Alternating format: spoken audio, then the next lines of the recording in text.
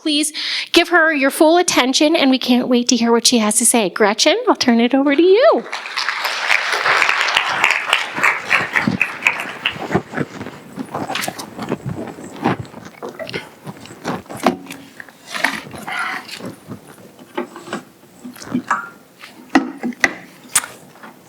Hello, I want to welcome each of you for coming, and I applaud you for dedicating your day to personal development and to deepen your leadership skills.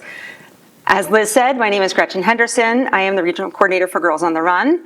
I see a lot of familiar faces.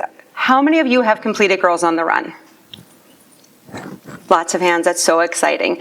For those of you who are not familiar with the program, Girls on the Run is a national nonprofit empowerment program for girls in grades 3rd through 8. Despite the name Run, the word being run in the title, it's not a true running program. We encourage girls to live a healthy, balanced lifestyle.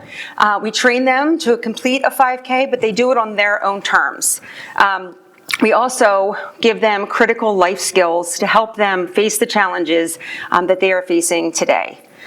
So shameless plug, if you want to learn more about it or get involved, stop by our table. I just want to recognize that being a teen is hard. I know this because I have 3 teenage daughters. I have seen the challenges that they have faced. I have watched them work through those challenges. They're my inspiration. They are the reason why I got involved with Girls on the Run, and they are the reason why I'm standing on the stage. So I know some of the challenges you face is growing up in a culture that is never enough. Do more, have more, be more. Not only that, but you are surrounded by unyielding images on social media that can cause self-doubt, can have negative feelings creep in and hold you back. Every single thing you do is documented on social media, and I know how crushing that must be. Today is about challenges and opportunities, so I want to challenge you. Every time that you see an image that makes you feel less than, I want you to use 2 words: no thanks. Say no thanks to whatever's happening that is making you feel less than, and that will allow you to have the opportunity to do more, be more. The purpose of today is to empower you to see challenges as opportunity for growth and success. To learn more about reframing setbacks and how it can help you find the confidence and validation within yourself. By making that mindset shift, you can fulfill your dreams. My story is proof that challenges can be turned into opportunities.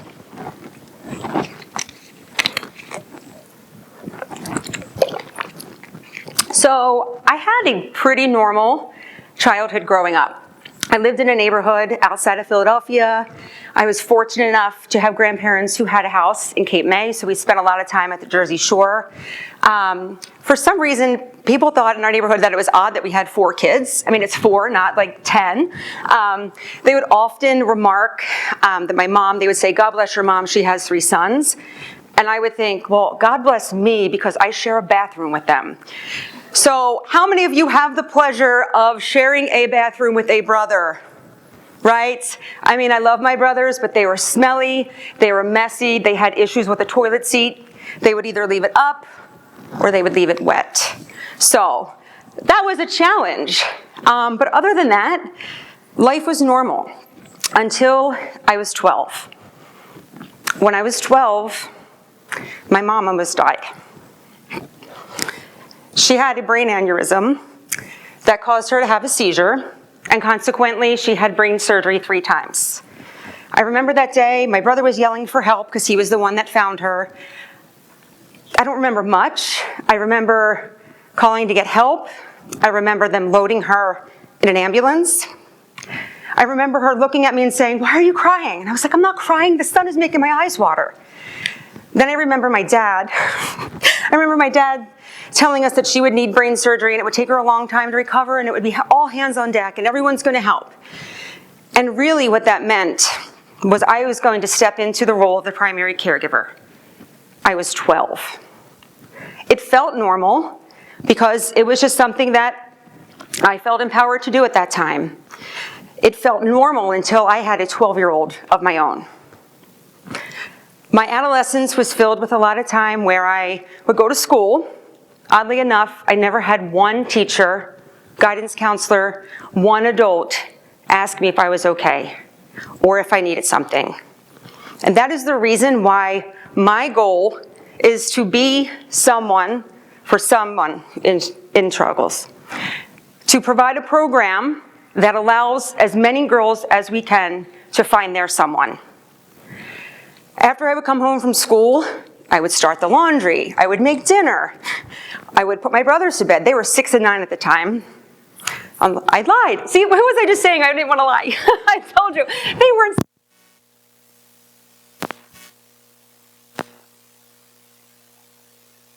Bed. I distinctly remember ironing my dad's shirts at like 10 o'clock at night, probably why I hate ironing to this day. Often my dad would come home and I would be sleeping on the kitchen table.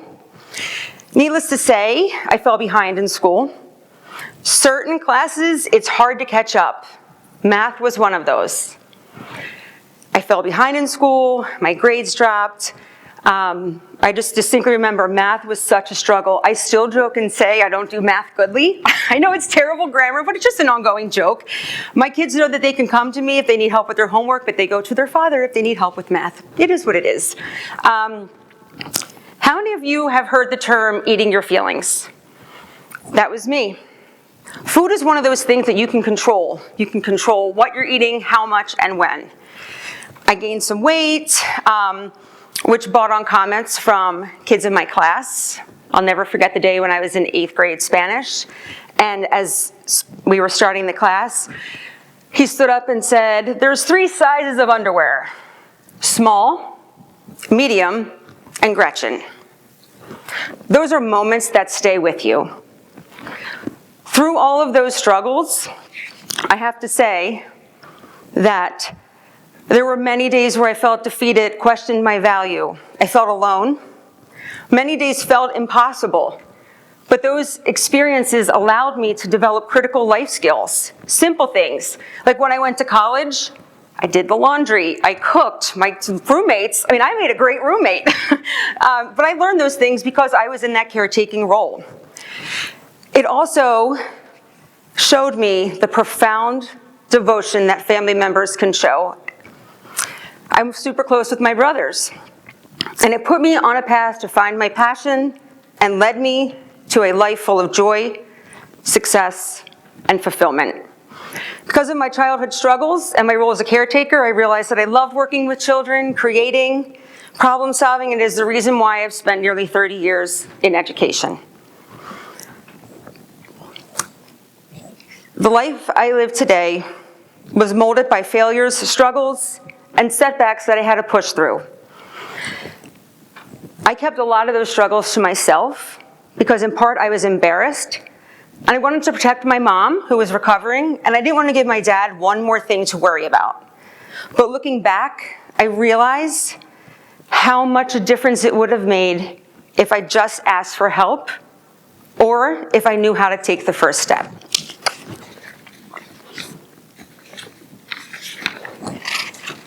So let's talk about your journey. Think of a time you were faced with rejection, a challenge, a disappointment. So, have you ever been faced with a moment where you thought, I can't do this? This always happens to me. I'm always struggling. I wish I were smarter. I wish I had.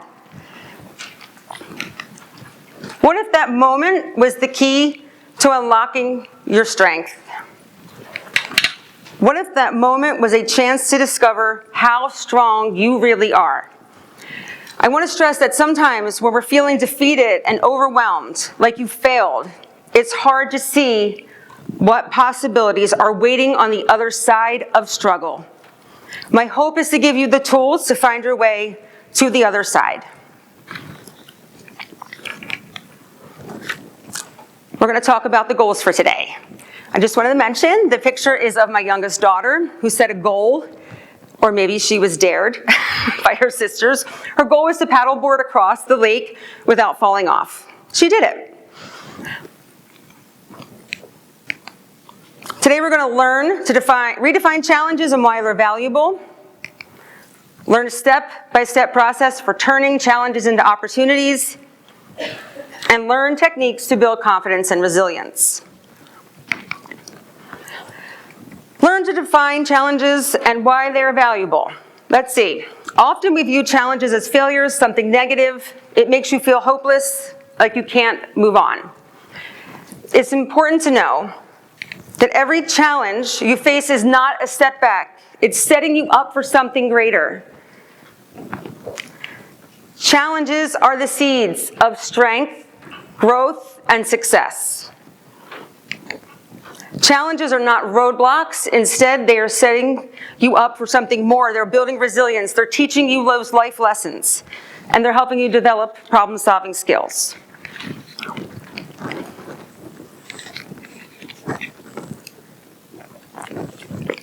I want to share a quote. You should apply to the local community college because if you get into a 4-year college, you will not be successful. This is said by my high school guidance counselor. I remember I went in to have a little advisement. My parents said, you're going to go to a state school, pick one. I was bound and determined to go away, not just because I was sick of sharing a bathroom with 3 messy brothers, but I knew that was something that I wanted. And I remember walking out of his office and fighting back the tears. I felt so defeated. I was embarrassed. I didn't tell my parents because I didn't want them to say, well, you should listen to the professional, because they really weren't in favor of me going away. They just wanted to keep me close, and I think that was a result of my mom's struggles. And as defeated as I felt in that moment, it was a pivotal moment because I knew I was more than what my college advisor's presumptions were. It changed the trajectory of my life because I was now focused on proving him wrong. It gave me the motivation to set goals and work hard to achieve them. Graduated college with honors. I got a teaching job right out of college. I went to grad school. My goal was to graduate with a 4.0. I graduated with a 3.98 because I got an A- in research statistics. I still didn't do math greatly in grad school. Next, I ran for a local school board. I knew I had a lot of perspective because of my background, and I felt I had something to offer. I wanted more for my girls, their peers, and the families in our community. I firmly believe that every child deserves to have their needs met, and I believe I could help make this happen. Once I won the seat, never thought I would be an elected official, but once I did it, I realized that I had a lot of experience, but I felt that my experience was a bit dated. I had been on maternity leave for 13 years at that point, and I had gotten a master's, but it was about 20 years old. So I researched some classes, and I discovered that the University of Pennsylvania had a great program, but I had a lot of self-doubt. I was like, they're never gonna let me in. I'm not enough. All the self-doubt from my adolescence crept in. A very good friend and neighbor convinced me to apply, and I remember when I opened the email, I started crying. I couldn't believe it. And I also knew at that moment that I was no longer trying to prove someone wrong and to prove myself. I was doing it for my own personal satisfaction, and I hoped to show my girls what was possible. All of these accomplishments were stepping stones which allowed me to build something more. And I share this because I want you to see how challenges lead you to paths. Paths where you dream and create your own story. Life may feel impossible sometimes, but by taking one small step, you can begin to change your life. So let's make this personal. Open up your packets. And what I would like you to do is write down one thing you would identify as a challenge that you believe you can learn and grow from. It doesn't have to be anything big or earth-shattering, just something that is meaningful to you.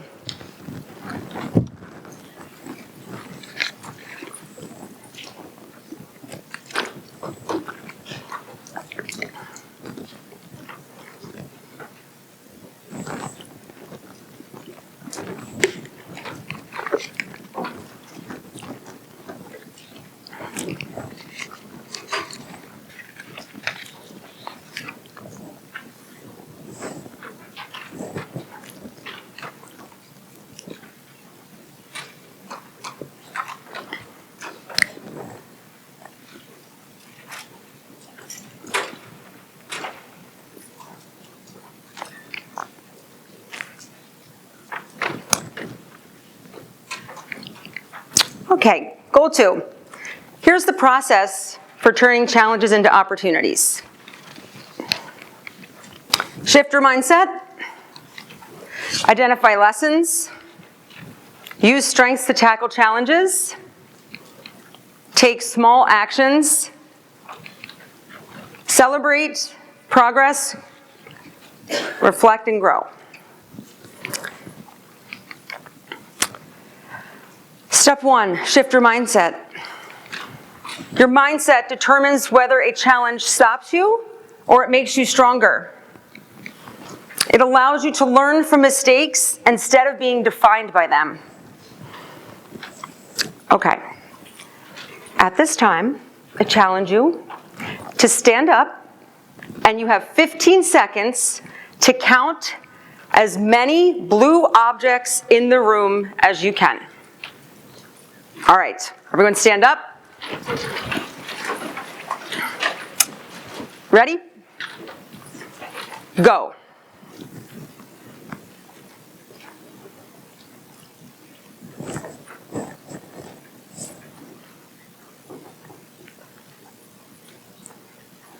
Five seconds. Okay, you can have a seat. All right, how many of you found 5? Show of hands. 10, 15, let's say more than 20. Dang, more than 25. All right, how many pink objects did you see? How about yellow? Think about why. You were focused on counting the blue objects. You blocked everything else out. The point of that is what you focus on grows. You can change your mindset by focusing on what you can control instead of your past missteps. And this will help give you direction on how to move forward. So my question is, will you see the darkness or will you see a rainbow? Now, let's flip the script. Let's restate the challenge that you thought of earlier by seeing it as a positive opportunity. So an example might be you didn't get into your top choice college. Reframing that is, now this gives me a chance to explore paths that could be a better fit for me.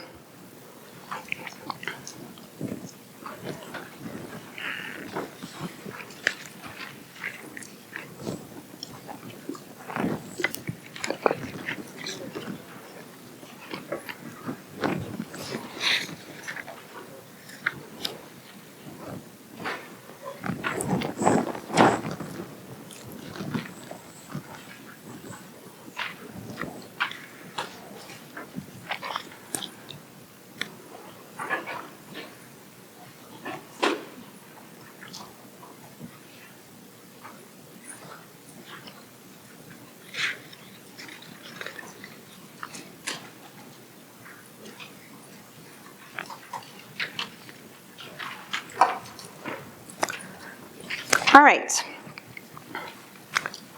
Step 2, identify lessons. Every situation is a lesson that may present a new way of approaching things, identifies a weakness to work on, and can reveal a strength that you didn't realize you had. Let's look at this quote. I never lose, I either win or learn. I love this quote. Take a minute to pause and reflect and think about what that might mean. For those of you that did Girls on the Run, this might remind you of a little something called stop and take a breather. Oftentimes we flood our minds with negative comments and we stay stuck because you're holding on to something from the past. Many times we assume all of the responsibility for what went wrong. So please know that self-blame keeps you stuck. Self-awareness moves you forward. So, here's your challenge, your wisdom.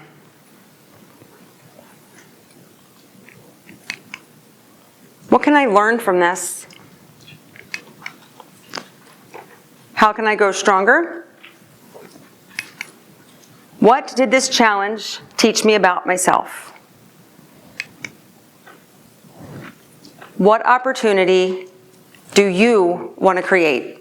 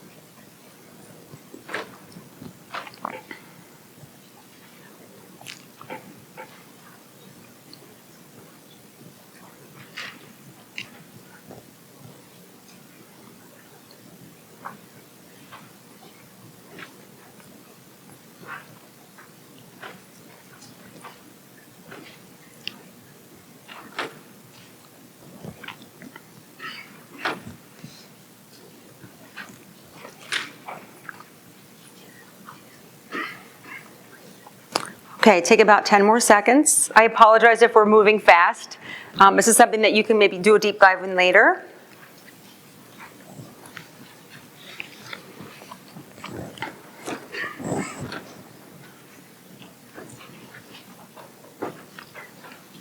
Okay, so step 3, use strengths to tackle challenges. I feel in working with hundreds of young women, adolescents, we don't talk about our strengths enough. How many of you are uncomfortable just by thinking about or admitting what you're good at? Right? Sometimes we're afraid that other people are going to think that we're bragging or that we're extra. Acknowledging your strengths build confidence. Recognizing what you're good at isn't bragging, it's honoring who you are and who you are becoming. It's important to know that you can be confident and humble at the same time. This is a picture of my Aunt Kathy. She bravely battled breast cancer for 16 years. She was like a second mom to me. She was my hero. So many challenges comes with cancer. Okay? She wasn't consumed by the challenges though. What she did was she used her strengths to make a difference. She was kind, she was empathetic, she was funny, she was compassionate, she was an amazing cook. So what she did was, she would meet other women who were newly diagnosed with breast cancer. She would take them to their chemotherapy appointments. She was a brave face for them. She taught them how to get through loopholes in insurance companies and battle insurance companies. She would show up on people's doorsteps with food. I had the pleasure of giving the eulogy at her funeral when my youngest daughter was 6 weeks old. And countless people came up to me at the end of that and shared stories. And my favorite one was there was a husband that said, yeah, she dropped dinner off one night. And I was like, oh, thanks so much. I don't know how to cook. And she's like, I'll be back tomorrow. So she taught him how to cook. Those were the gifts that she gave others. And I believe that that is what helped prolong her life because it gave her purpose. So please remember that our strengths are what help propel us forward and get us through the hard times.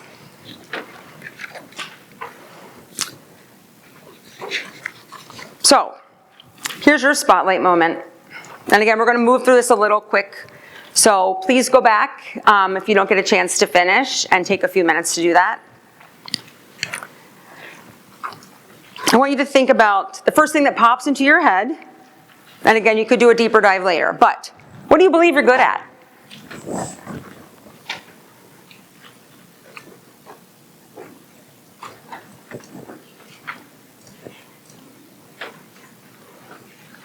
When do you feel the most energized, focused, or in the zone?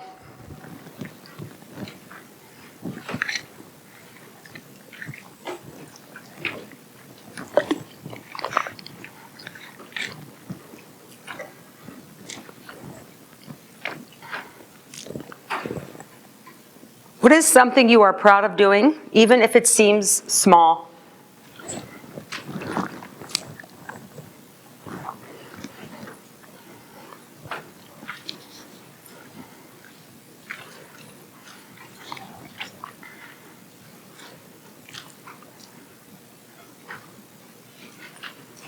And I think this next one is my favorite one because it helps reveal things to us that might not be obvious, but what are some things that people come to you for help with?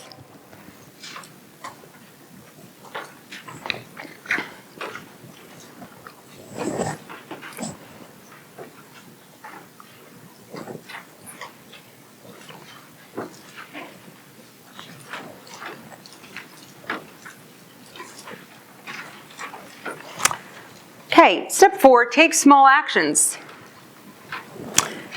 Set 1 or 2 realistic steps. Commit to progress, not perfection.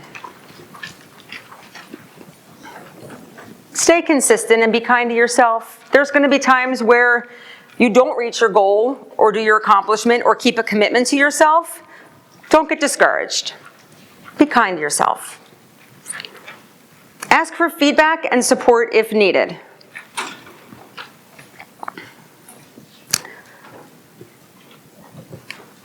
So let's keep moving forward. Another little Girls on the Run plug.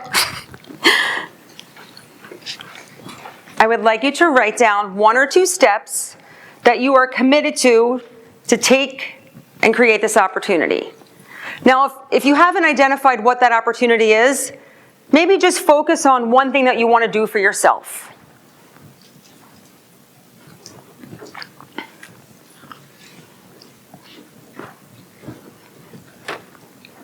Another thing I would like you to consider is, what is your plan to stay consistent?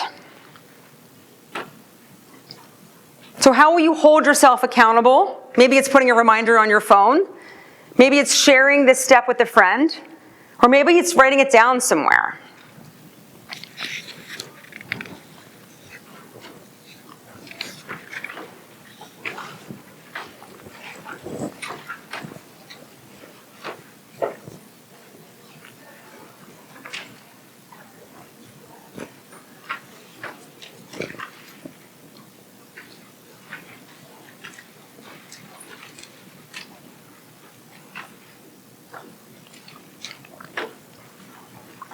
Okay, step 5. Celebrate progress, reflect and grow. Create a results list.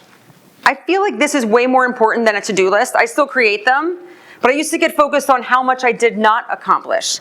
So at the end of the day, think about the things that you did accomplish. You think that changes your mindset.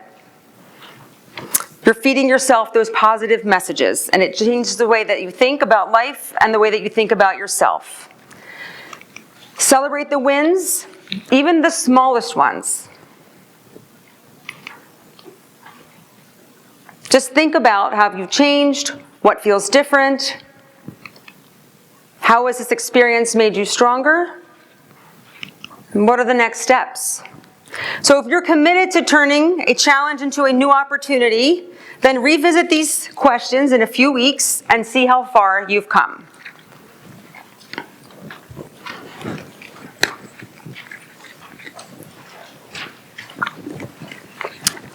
Goal 3, building confidence and resilience. Despite the fact that my true passion is Girls on the Run, I am not a runner. I will tell you that I don't like running and running doesn't like me. I tried it. It was an outlet that I did to get out of the house because I had 3 kids in 5 years. I would run with my neighbor at 4 o'clock in the morning. I liked this sense of accomplishment and reaching a goal, but running wasn't something that I loved, but this was me completing my first half marathon, and the picture at the bottom is my oldest daughter completing her first Girls on the Run 5K. Confidence and resilience. Practicing mindfulness, utilizing visualization, and forming habits of positive affirmations, building a support system. Now, we need to move on, but I just want to point out Simone Biles. Think about that challenge and opportunity. In Tokyo, she pulled out of the Olympics and she stood on a stage and did not apologize for putting her health, safety, and mental health first. She showed that not winning something for yourself or your team or even your country was more important than mental health and taking care of herself. And if you ever watched her compete, you'll see that her eyes are locked in, she's focused, she takes a deep breath, and she says, "I got this." She's been very vocal, and she's been a huge advocate for mental health. So those are things, and I know you hear mindfulness all the time. It is something that you have to adopt, but it could just be mindful minutes. Sitting at a stoplight and focusing on the red light, not checking your phones, taking a deep breath. It could be a few seconds or it can be a few minutes. Before we go, I just want to remind you, when we're talking about positive affirmations, please speak to yourself the way that you speak to someone you love. So if you imagine the person that you love most in the world and you think about the most awful thing that you've said to yourself, would you greet the person with that awful thought? If the answer is no, please stop doing it and show yourself grace. So, from now on I want you to think about what is one thing that you'll say to yourself when you start and end your day. Everyone's getting a little pack of Post-its. Use these as like a little take-home challenge. Write down your goal, your 1 or 2 steps of things that you want to accomplish. Positive affirmations. And I just want to say that there is so much power in connecting and identifying your support systems. So don't be afraid to reach out and ask for help when you need it. The little heart in your bag is to remind you that there's always someone there to support you. So, when we come down to it, there are several key takeaways. Life is, just getting through things one step at a time. Like my one daughter, making her way through the creek. Reach out for help when you need it. And I hope that you take something valuable from today. We've learned to see challenges as not roadblocks, but as opportunities to grow. You now have a step-by-step process to turn setbacks into success and tools to build confidence and to bounce back stronger. Most importantly, remember that challenges help you grow and succeed. Change how you view setbacks, and this will help you to find confidence within yourself and bring you closer to your dreams. My story is proof of that. So now my question is, what is that one step you'll take today to building the life that you want? You have the strength, the power, and the right to dream big. Block out the doubt, trust your journey, and go for it. Thank you.